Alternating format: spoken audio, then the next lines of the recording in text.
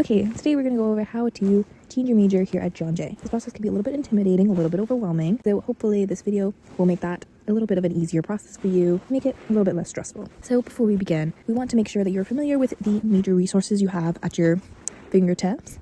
Want to make sure that you're making the right informed decision. So if you have any extra questions, if you want to look over the majors, you can head on over to the Major Advisement and Resources page. Now you can just go ahead and look this up, or head over to the John Jay site. Under academics, you'll find academic resources, services, and then academic advisement center, and then major advisement resources. So this is where you're going to find all that information on your major, any frequently asked questions, anything like that, all the good stuff. You'll find it here. This way you can prepare yourself to make a proper decision. You know, there's content information, there's an address, there's frequently asked questions, and there is all of the majors listed out for you, so you can just go over them, see the department has any questions you have. But with that, once you have set up your major, we can actually start the process of changing it. So we're going to want to begin by heading over to the J Express, which again, you can just Google this. And this is a very important site here at JJ. So you're definitely going to want to remember this one. You're going to see a bunch of these little bars here, and you're going to want to scroll down until you see the one that says major and minor requests. And you can either just click on that bar or click on the little plus to the right of it, and it's going to open a little drop-down menu.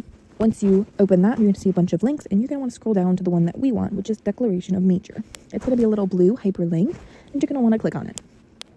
Once you've done that, you're going to be taken to the Declaration of Major application. You're going to want to log in with your John Jay email login. So that's going to be first name dot last name, and then your John Jay email password. Now, once you've done that, you're going to be ready to go in the application. So you want to start off on page 1. You're going to see a bunch of these different little slides that you can go to. The first one, you want to look over all your information and make sure that it is all factual and correct, that there's nothing wrong there, and correct it accordingly. You're also going to want to scroll down and see, have you consulted with the general academic/program advisor? This is very important if you have had 45 or more credits completed, or if you're going into certain science majors, namely cell and molecular biology and the forensic science tracks, or the toxicology major. These will require permission from some type of academic advisor. If you have a certain amount of credits, that will require general academic advisor. If you're going to one of those science ones, you're going to need science department permission. Either way, you're going to need to meet with some type of advisor. So you're going to want to mark down that you have if you have. If not, your application will be denied. So make sure you do that before you submit your application. Once you've done that, you can go ahead and mark yes for that you have consulted with a general advisor, and you're going to want to select your advisor from the little drop-down menu, look for the one you consulted with, and just place their name there. After that, you can head on over to the next section, and you're going to see a bunch of actions. We're going to want the one at the very top that says change my major. You're going to want to click that and then go ahead and click next. So on the next slide, you're going to see a list of majors to choose from. You can see science majors that require that science department head permission. And you're going to want to select the one that you want to change to.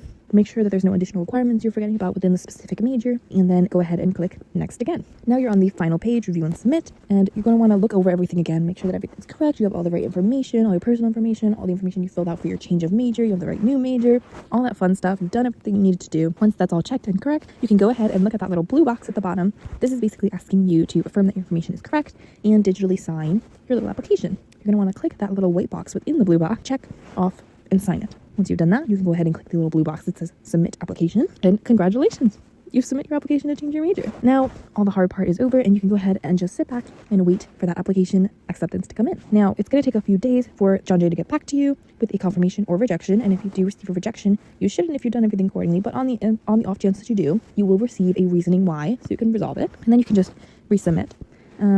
But you just have to wait a few days now for that confirmation to come in, and then everything will be updated for you.